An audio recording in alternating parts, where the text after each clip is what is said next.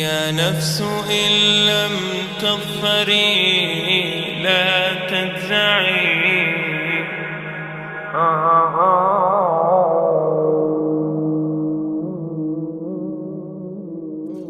All the praise is for Allah,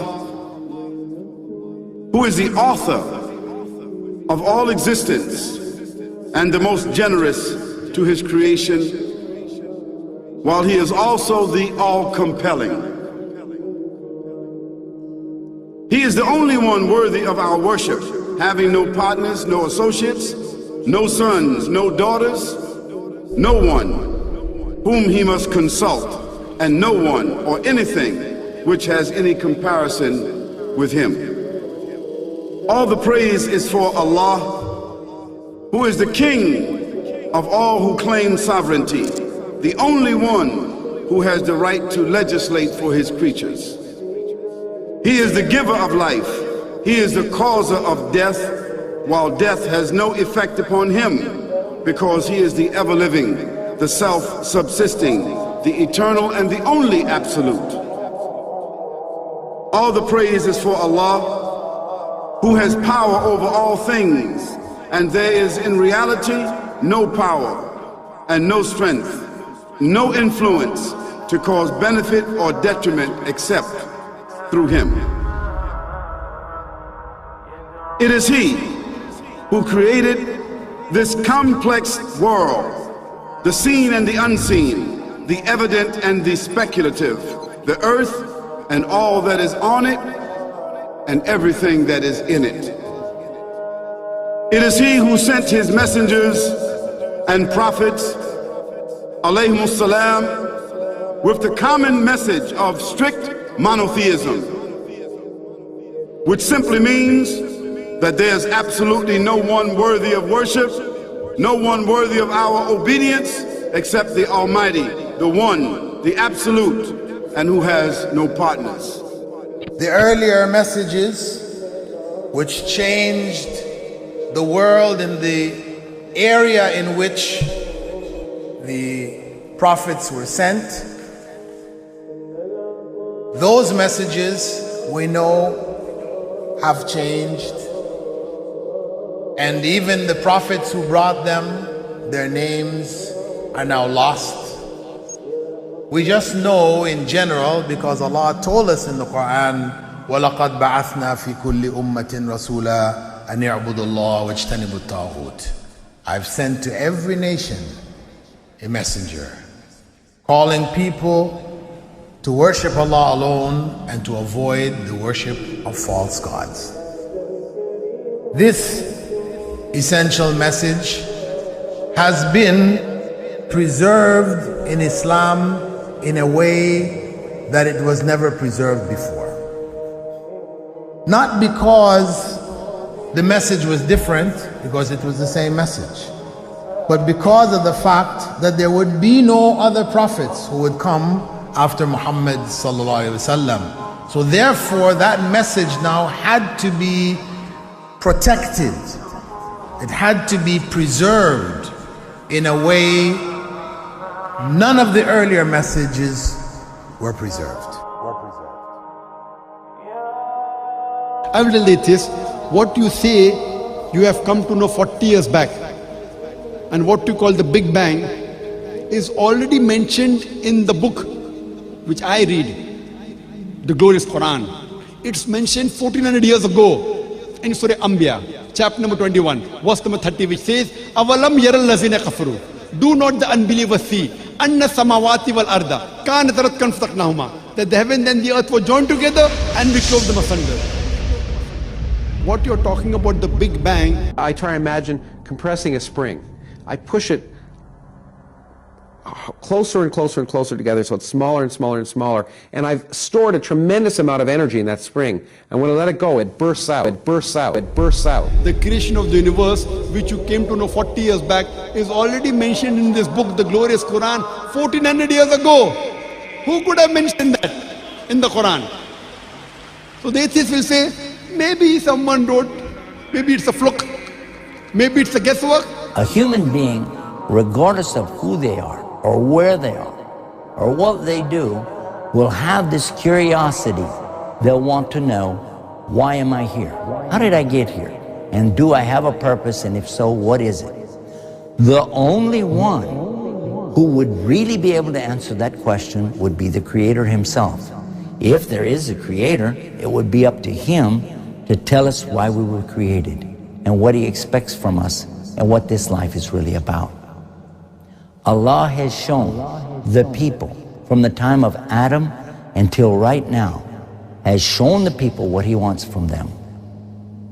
And it's a very simple thing. And that is that worship be for Him alone without any partners.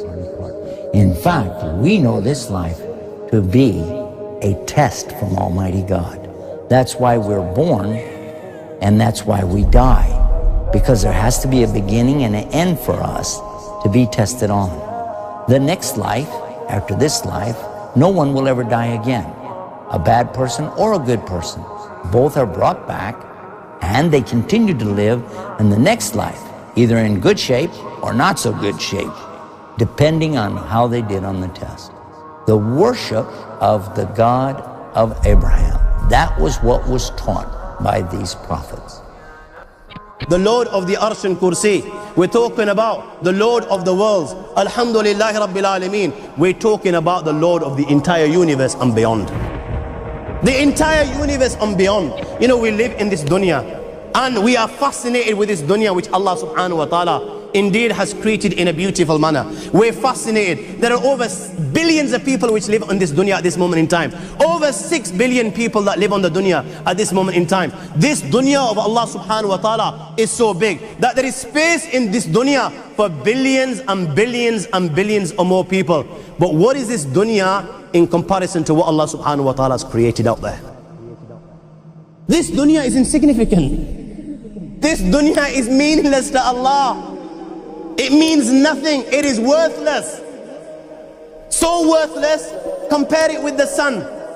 The sun is one star. You know more science than me. You'll be able to tell me better. Take this planet Earth and you place it inside the sun and you will be able to place 1.3 million Earths in the sun. 1.3 million Earths in the sun. Allahu Akbar. Allah is the greatest. The sun is one star. One star. There are stars out there which are millions of times bigger than the sun. You tell me this, that you need millions and millions of stars to make one galaxy. And then you tell me this, that there are zillions of galaxies out there. Let me tell you on top of this, my friend.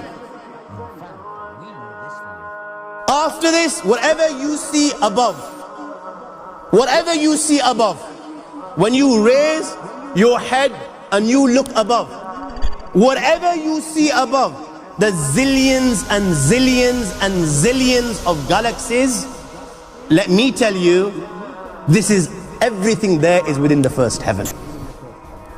Everything there is within the first heaven, and Allah is the creator of 7 heavens. 7 heavens. And the distance between the first heaven and the second heaven is 500 years. You know, the distance that can be covered in 500 years, at what speed? Only Allah knows. Only Allah knows. But it will take 500 years to get from the first heaven to the second heaven. 500 years from the second to the third, third to the fourth, fourth to the fifth, fifth to the sixth, sixth to the seventh. Every time it will take 500 years. After the 7 heavens,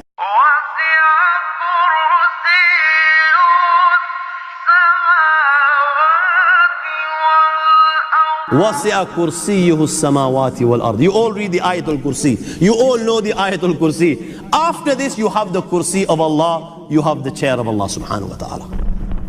You know these 7 heavens that we've just talked about, in comparison to the Kursi of Allah, they're non-existent. They're meaningless. Rasulullah ﷺ has given an example in a hadith. just to give us a little bit of understanding with regards to the 7 heavens in comparison to the kursi of Allah. Take a ring from your finger, take it off, the small ring that you have, and place it, let's say, in a desert, the Sahara Desert. It's the biggest desert in the world. You know that ring that we take off from our fingers and place it in the Sahara Desert? What comparison is in between the ring and the Sahara Desert? Nothing. Nothing. The 7 heavens is the ring, and the kursi of Allah is the Sahara Desert. After the kursi of Allah, you have the arsh of Allah. وَكَانَ أَرْشُهُ عَلَى الْمَاءِ. You have the arsh of Allah. Again, Rasulullah has explained, so just so that we can understand. Take the ring, place it in the desert. This time, the ring is the kursi and the arsh is the desert. What is the kursi in comparison to the arsh of Allah? Nothing. Then you have angels which carry the arsh of Allah. Their heads are in the 7th heaven and their feet are in the lowest earth. My friends, then you have the Lord of the Arsh al-Kursi. لا تدركه الأبصار وهو يدرك الأبصار وهو اللطيف الخبير. He is beyond the size of Allah, who Allah is, what Allah is. The greatness of Allah is beyond the comprehension of my little mind. This is the being that you and I are messing with.